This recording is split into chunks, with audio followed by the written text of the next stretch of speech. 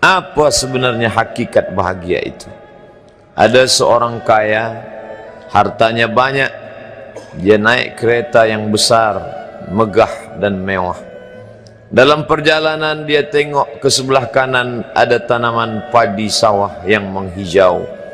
Lalu dia pandang ada budak-budak kecil membawakan makanan beserta ibunya menuju pondok di tengah sawah. Suami sudah menunggu makanan siang tiba. Apa kata orang kaya dalam kereta? Oh, bahagianya petani. Di tengah perutnya lapar, istri dan anaknya datang. Makanan tiba pada waktunya. Air minum dapat menghilang dahaga. Lapar hilang, rindu pun sirna, karena istri dan anak ada di sekitar dia. Bahagianya menjadi petani, kata orang kaya dalam kereta. Masa orang kaya berpikir bahwa dia tidak bahagia? Si petani yang bersama anak di pondok tua itu pula memandang orang kaya di atas kereta. Apa kata dia?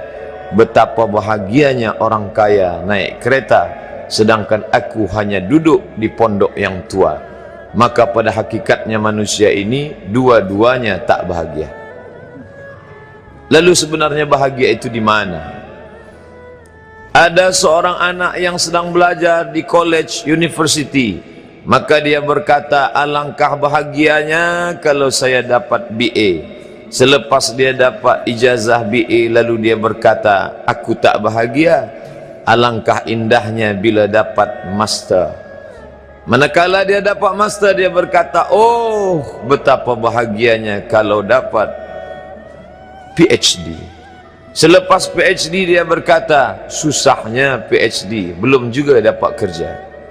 Selepas dapat kerja dia berkata, alangkah bahagianya kalau menikah. Selepas menikah dia berkata, aku tak bahagia sebab orang selalu tanya, dah punya anak apa belum? Selepas punya anak, dia pula berpikir untuk menikah sekali lagi. Jadi sebenarnya bahagia itu punya siapa? Oleh sebab itu bila kita baca kitab-kitab, maka makna sa'adah, kebahagiaan, orang yang bahagia sa'id, bahagia adalah insyirahus sadr, ketika hati terasa lapang apapun yang datang. Kalaulah pelajar yang mendapatkan BA itu hatinya lapang, tentu dia bahagia.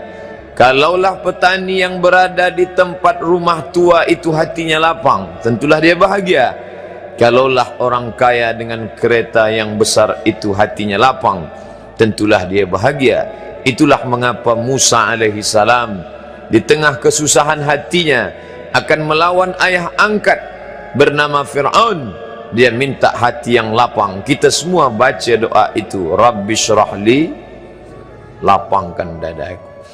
Itulah mengapa kakinya pecah berdarah, giginya patah, pelipisnya pecah, meneteskan darah, tapi dia tersenyum bahagia kerana hatinya lapang.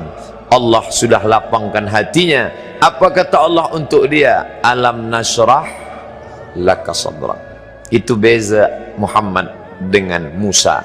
Musa meminta, Rabbi shrah li sadri wa yassir li amri wahlul 'uqdatam min lisani yafqahu qawli.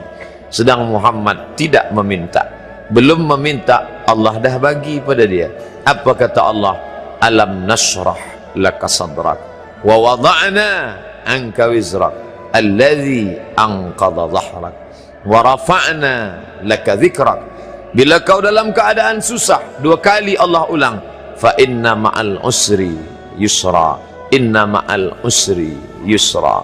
Hati lapang itulah yang membuat Haji Abdul Malik Karim Amrullah Buya Hamka tersenyum di dalam penjara. Penanya berjalan perlahan tapi pasti, maka keluarlah tafsir Al-Azhar. Hati yang lapang itu juga membuat Said Qutb tersenyum menghadapi tiang gantungan, walaupun dipenjara oleh Gamal Abdul Nasir, tapi sebelum kematiannya sempat pula menulis tafsir fi zilalil Quran, di bawah naungan bayang-bayang Al-Quran. Apa kata Said Qutb dalam muqaddimahnya? Al-hayatu fi zilalil Quran ni'mah. Hidup di bawah naungan bayang-bayang Al-Quran itu nikmat.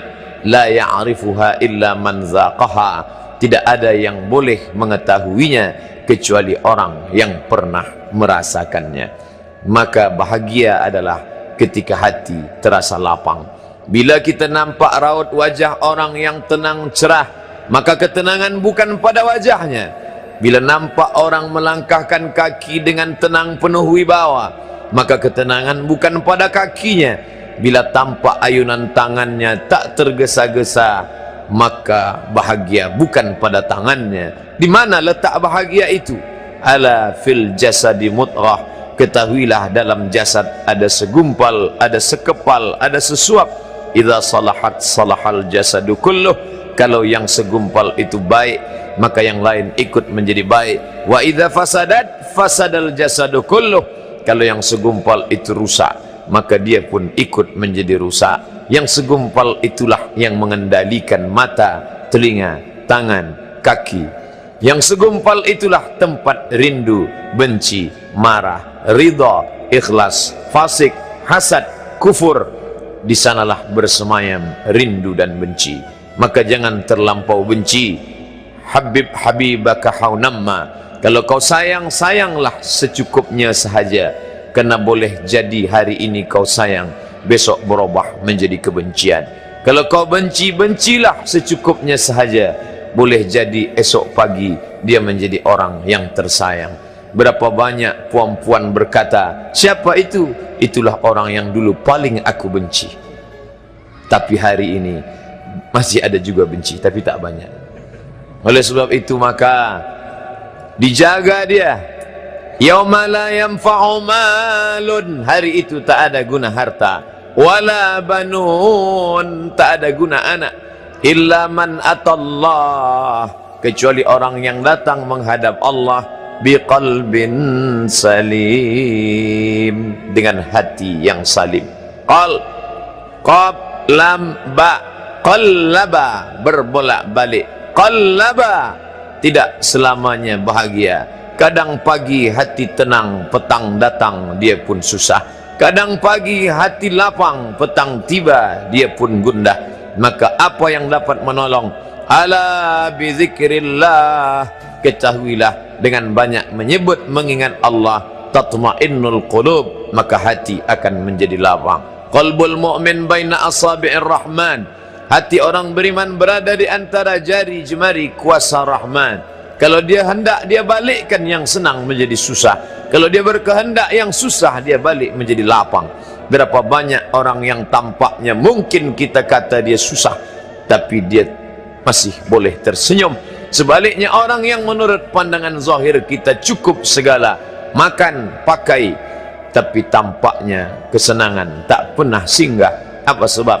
Kerana hati milik Allah. Dia ada dalam diri kita, tapi dia bukan punya kita. Lillahi ma fis samawati wa ma fil ard. Apa di langit, apa di bumi, milik Allah. Balikkan kepada Allah. Dari